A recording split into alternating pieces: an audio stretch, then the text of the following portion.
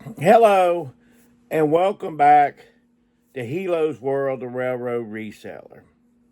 So, today's video, I'm going to talk about blame. A lot of people, things have kind of settled out. And for a lot of people, their orders and sales and all are slower than they once were. And they don't know what to do. So when they don't know what to do, the first thing they want to do is blame somebody. And human nature is, or I'm convinced human nature is, for the most part, that we don't take any of the blame for ourselves. Okay? Just being honest with you. I'm a bigger person. I'm a heavier person. I've been a heavier person all my life. But at the same time, I could use that as blame. But the truth of the matter is, I don't eat as healthy as I absolutely could eat healthier. And I don't exercise as much as I could absolutely exercise. So at the end of the day, part of the blame is mine. Okay? But we're not talking about me. We're talking about sales and your sales and what's going on with your business. And who do you blame?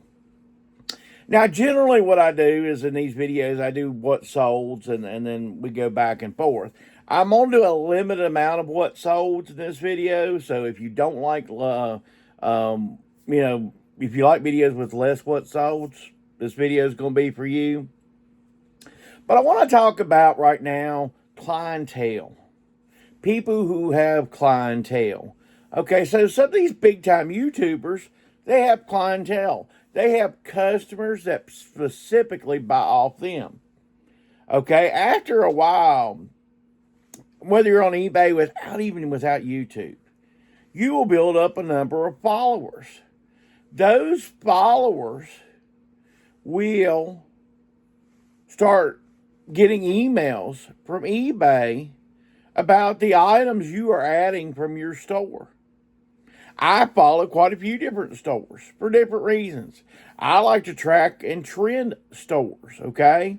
I like to see what's going on with other people's stores to see what they're selling, what they're not selling, what they're adding to their stores. I find it interesting. That's why I put the store down in my video at all times, is so that you can see what's in my store, okay? So I wanted to dig a little deeper here, okay? Now, you watch people on YouTube, and I highly recommend to watch YouTube to learn. I still learn stuff. I was watching someone the other day, and I don't know her name, or I would give her a reference here.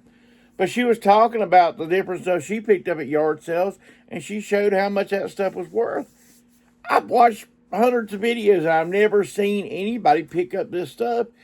And yeah, when you look up the stuff later on, my goodness, the stuff $40, $50, $100 for some of these linens and towels and different stuff like that. She knows her high end stuff on that type of stuff, and I don't.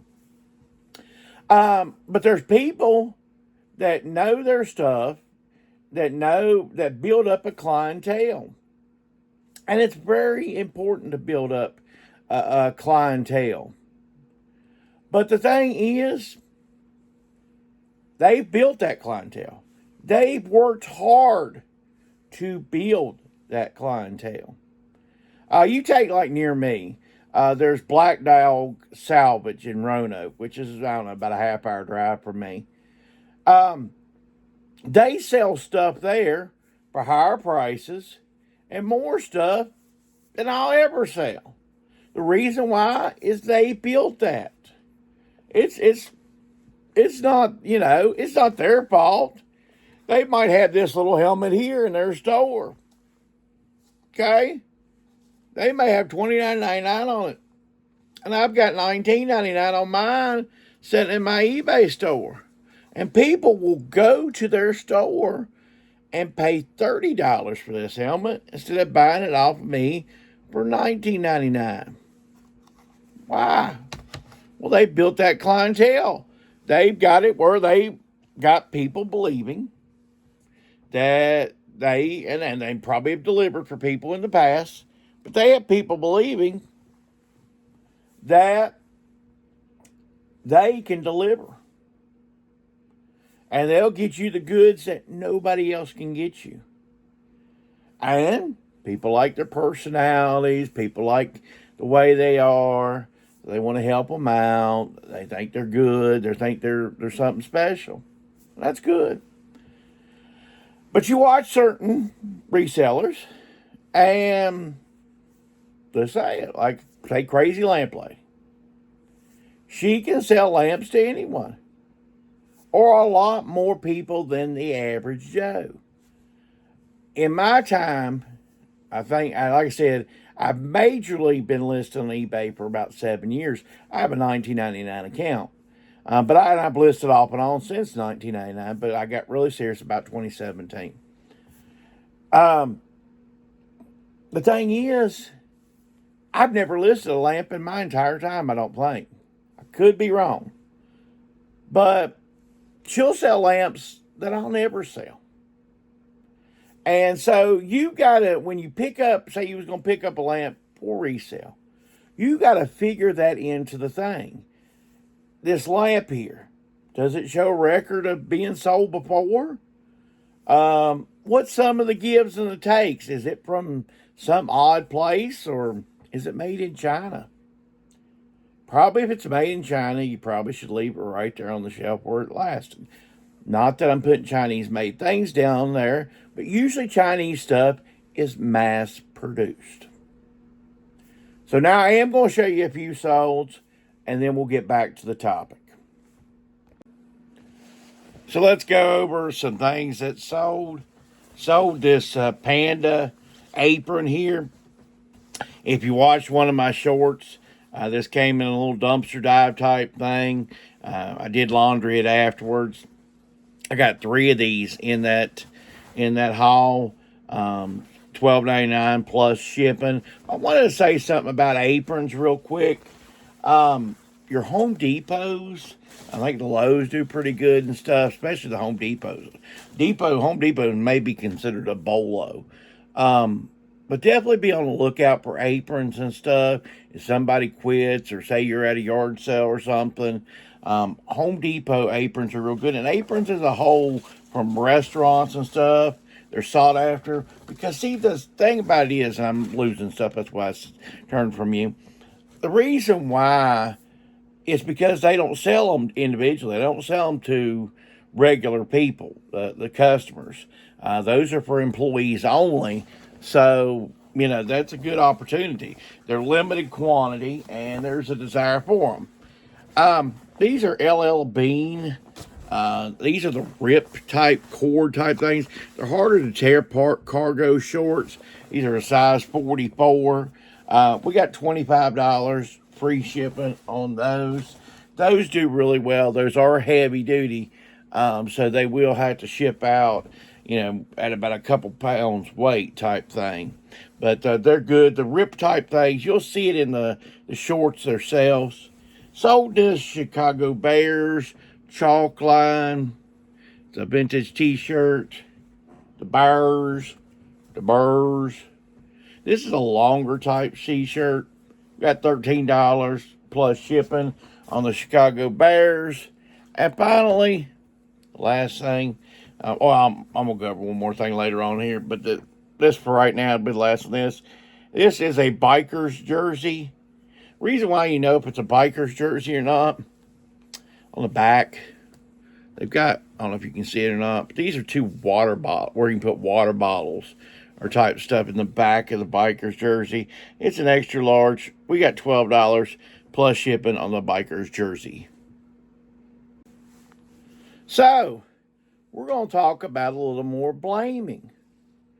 Now, a lot of times it's easy to blame somebody. It is. Sometimes when you get desperate, it brings out your worst fears. Okay?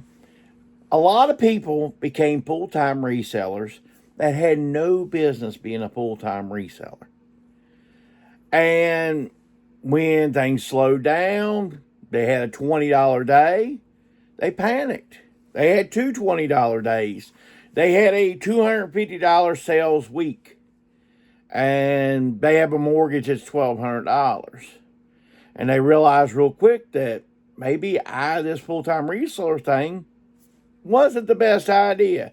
Who do I blame? Well, I watched XYZ on YouTube, and he can do it full-time. Maybe he can. But also, he or she has YouTube. They have their money come in from YouTube. Usually they have links below where they're getting money from other places, to help support their whole thing. It's not just the reselling. The reselling's good. Their YouTube, helps them out. All the rest, that's what makes their total income. That's how they can be a full-time reseller. Okay? Now, here's how you start fixing some of this. Okay? First of all, you get good inventory, okay? Get good inventory. Like, say, for instance, I drove about an hour and a half the other day. Bought an NES and some games. Now, this is Castlevania. It's complete. You can tell the box is good. This thing, I talked to the lady who owned it. What it was, her 5-year-old daughter owned this. Of course, the 5-year-old didn't understand about playing this game. Played it a couple times. Didn't understand it. They put it back. They didn't play it. Now, also in there was Mario and a football game and a couple other regular games that maybe a 5-year-old would understand. But a 5-year-old didn't understand this game, so it didn't get played.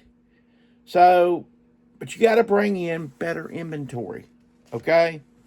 It's about bringing in better inventory.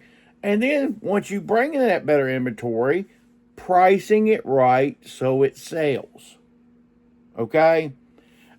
Too many times I think when the sales are slow, let's just get on social media. My sales are slow. eBay must be doing something. eBay is glitching me. It's Harry Tornado's fault that I can't get sales because he's getting all my sales. Is that how you handle things? And I'm going to tell you how I'm just as guilty as you, okay? When you point one finger, guess what? 3 fingers are pointing back at you. So you got to watch when you point your fingers. But I'm gonna show you an example here.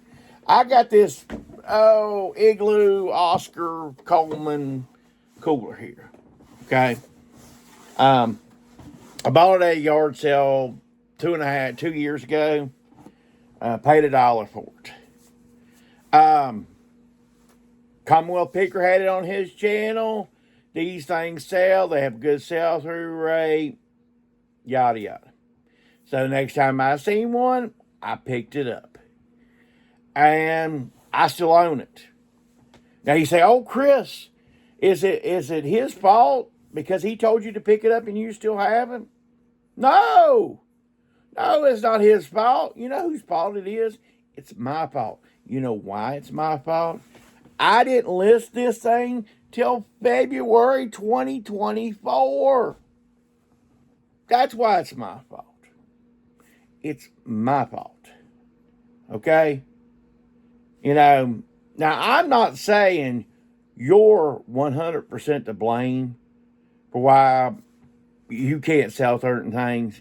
I can't say that I'm 100% to blame why this shirt here, if you watch enough of my videos, it's in every video because it ain't selling. Okay? But what I'm saying is, most likely, it's not a big-time YouTuber's channel that is costing you sales. Okay? What you need to do, maybe one day instead of listing, maybe one day instead of sourcing, you sit down with your store, you analyze your store. What do I want my store to become? Maybe you're selling too much clothes, okay? Now look, I got 3 racks. I got a closet I got a closet over here, a rack downstairs. Maybe I sell too much clothes. Maybe I list too much clothes. Okay? Maybe I need to get out of the clothing business. These are questions you need to ask yourself. And I'm talking about a real moment. You sit down with your cup of coffee, you turn off the phone, you turn off your computer, unless it's to look at your store, and say, what am I doing wrong? Is this the reason my sales are slow? Or is it just other factors? Is it Joe Biden's fault that your sales are slow on your store? Is it? Is Joe Biden tapping your store so that your store sales are slow? I don't know. But I would definitely be more towards it's the guy in the mirror. It's the lady in the mirror. Look at your store. Make sure your prices are good prices. You don't own anything, most part, you don't own anything in your store that probably isn't pretty easily obtainable. Most likely, most of the items in your store are not overly unique. That when you hit the search button, they're hitting 30 others like yours. 30 others, 22 price better than yours. Some that have better looking colors, better features, a pocket. Your stuff's not all high and mighty. Okay? I refer a lot of times to this stuff as junk. I was like, this is my junk. Because at the end of the day, I try not to get connected to any of it. And like I said, who do you blame? And I just want us to take a perspective on stuff, okay? I'm not trying to make you feel bad about your store. I'm not trying to make you feel bad as a reseller. That's not the goal, okay? I'm never trying to make you feel put down, okay? But I want you to take an introspective look. My sales are down. Why is this? And shut social media off, okay? Because social media is really good. It can be helpful, and you can ask them, okay, what's the deal with this game? Why would I list it for $100? And they can tell you why you list it for $100, okay? But what you need to do sometimes too is shut it off. Would I shop at my store if I were a customer? When you look at your store and, do you have good, clean pictures? Do you have good descriptions? Do you have, good quality items? Items that don't have, like saying clothing, no holes, no dirt. Do you have variable sizes to fit multiple types of people in this world? Because there are resellers and there are YouTube channels now that are telling people, don't worry about sizes. Don't measure stuff. If it's got a stain on it, don't disclose it. And I'm going to tell you something. That is horrible advice. You need to unsubscribe from their channel immediately. Because if they're going to walk you down that path, just throw it on a rag, take a couple pictures, and list it. People don't care. Bull. Bull, bull, bull. People do stuff based on what hits the eyes. Take, like, for instance, this, and I know at this point, if you're with me, I really appreciate it. But I'm going through something here. I have amazing reason why I'm explaining this. But the thumbnail that you see, okay? I showed it to a couple people before I used it. And one person told me, use yellow. Yellow is the first color that humans see. Not pee. First color they see. That it's very important to use yellow. We are visual people, especially males. There is all kinds of studies to prove that males are very visual. Look at the way guys goad over women. Okay? We are visual. Females are visual too. You know, look at the styles of clothing and stuff. We're just being honest here. People are visual. So if you think throwing something on the back of a chair and taking a couple pictures is going to get it done, it's not. I've rambled on for way too long. But if you like this type of content, please give me a like. Subscribe to the channel. We're going to talk about real reselling on this channel. And I really want to help you become a better reseller. And I want you to help me become a better reseller. Thank you, and thanks for watching.